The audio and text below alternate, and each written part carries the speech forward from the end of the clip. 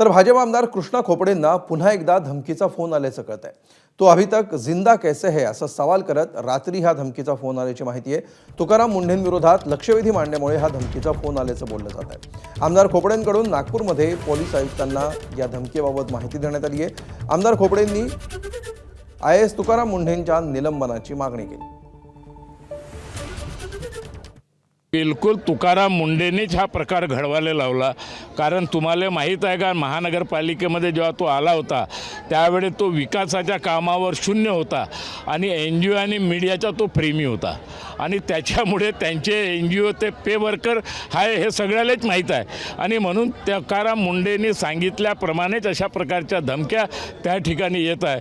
कालच मुख्यमंत्री महोदयांनी या संदर्भात चौकशीचे आदेशसुद्धा दिले आणि मी या ठिकाणी इथून गेल्यानंतर पुन्हा मुख्यमंत्री महोदयाला सांगणार आहे, विधानसभेमध्ये हा प्रश्न उचलणार आहे आणि आज तक्रार बी दाखल करणार आहे का तुकाराम मुंडेच्या इशाऱ्यावर हे सगळं होत आहे। याच्यामध्ये दोषी कोणी असेल तर हा तुकाराम मुंडे आहे। ABP माझा, उघडा डोळे बघा नीट।